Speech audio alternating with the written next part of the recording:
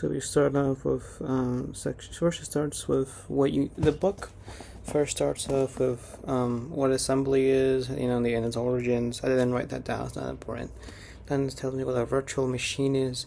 I don't know how a virtual machine works, but I know what a virtual machine is. It's a fake computer. So I didn't really read that part, nor did I write it down in my notes. This is all I wrote down in an hour. It's not very much, but I'm making very slow progress. So that section's like 1 to 1.2. In 1.3, it tells me how to represent data. So assembly uses binary, decimal, and hexadecimal.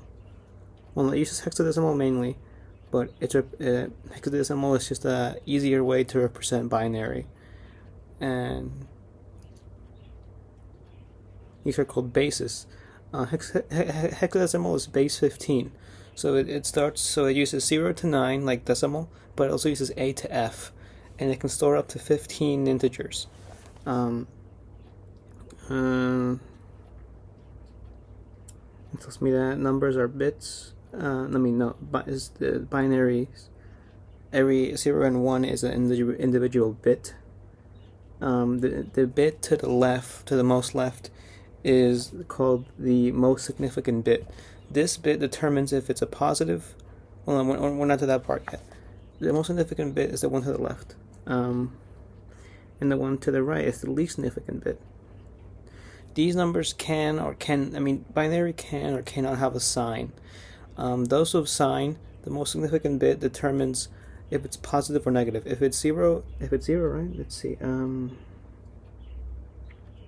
We'll get to that later.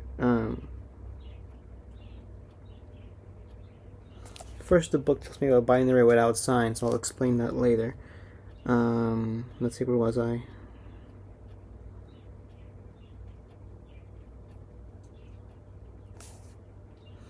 The book explains how binary works, how it represents numbers and how to sum them and minus them. What's it called? Subtract. I forgot the word subtract. Subtract them.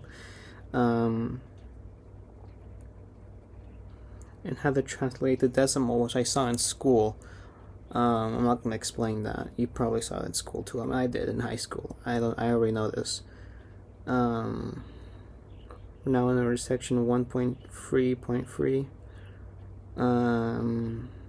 A byte has 8 bits. It tells me, and a double has 16 bits. 42 is a quadruple, and a kilobyte, megabyte, stuff like how many bits it has. It's not really important.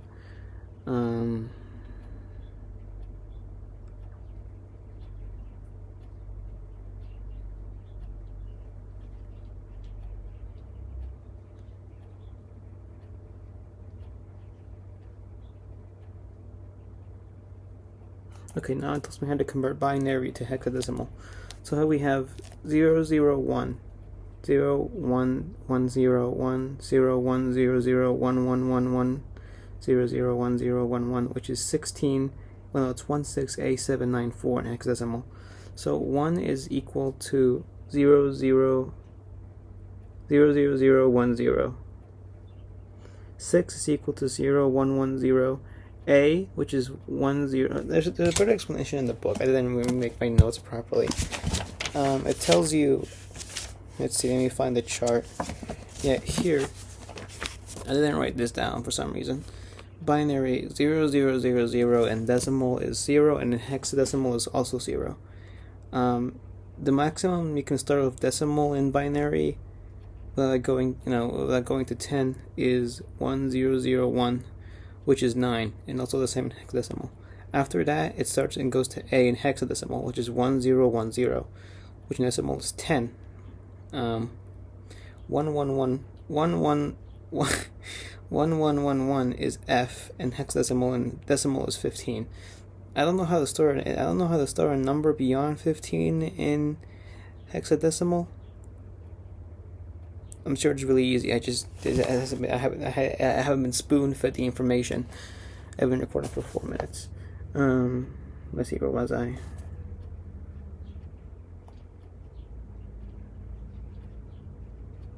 So yeah, you had to divide the binary in 4 parts.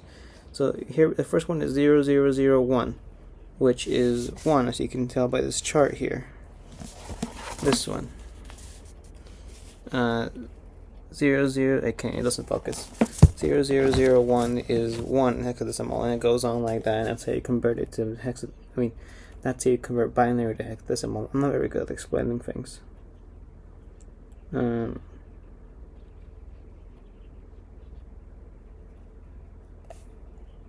Okay, and to convert decimal to convert hexadecimal to decimal, you have to multiply each integer by 16. I don't really understand this part, so we have the hexadecimal by a tree BA4. You have to divide 3 by 16 to the third power, B by 16, B which is 11 in decimal, to 11 times 16 to the second power, and then A to 16 times, 10 times, A, which is 10 times 16 to the first power, and then 4, the last digit, which is 4 times 16 to the 0th power. And you had to sum all that together, which gives us 15,268. I'm not sure how I haven't done the calculations myself, so I don't know how to do it properly. I don't know how the third, second, first, and 0th power works. I'll have to investigate that because I didn't do the math, so I'm not 100% sure how it works. But I know it's multiplied by 16 each integer. You just convert the numbers to decimal, and you multiply that by 16, and then you get the number, and you sum it all.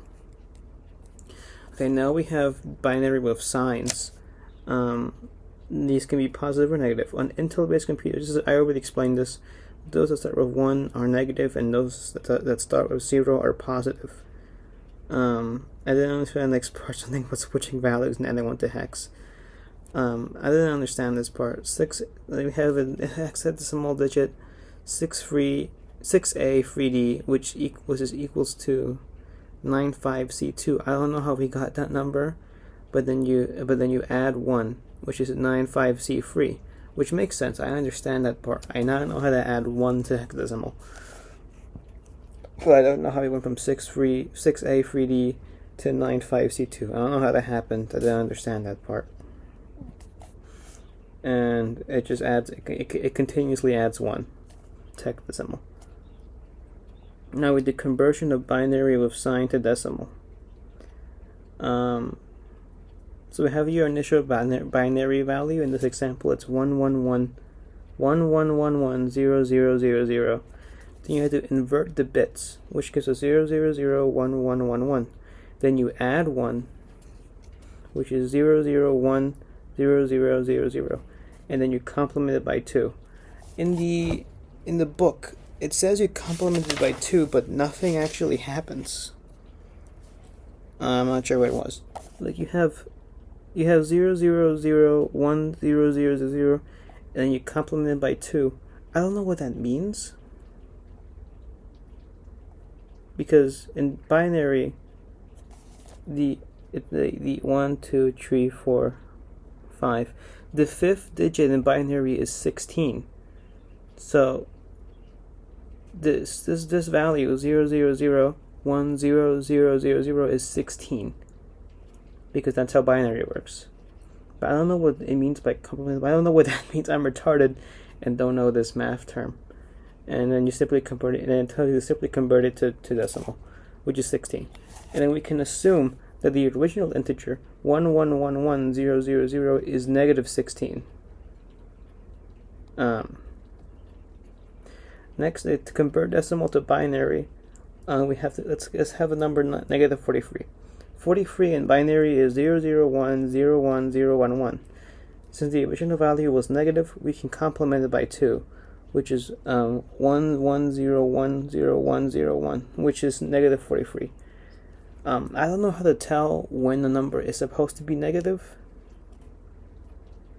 I don't know when it was inverted. I don't know how to tell when a number was inverted. I don't know how that works. It doesn't tell you how to know when it's supposed to be a negative number. You can just translate it and you get the wrong number because you assume it's a positive integer. I guess it tells you if it has a sign or not, but I don't know how to tell which binary digits have a sign or no sign. I don't know how to tell that part. And the last part I didn't finish is converting decimal of sign to hexadecimal. And that's where I left off. That's where I stopped. Currently on page 16. Yeah. Conversion of oh wait, no, it's, I don't know. Yeah, I left off at page 16. I'm making very slow progress. I had fun taking notes for this book.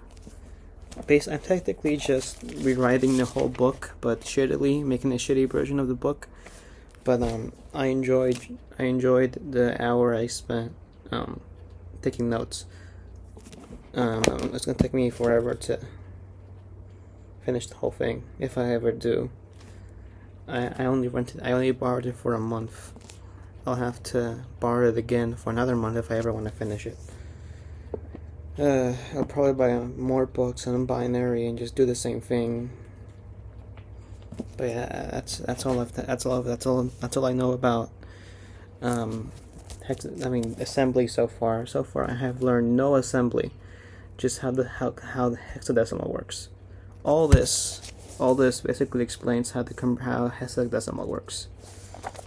I'm taking very small notes. I have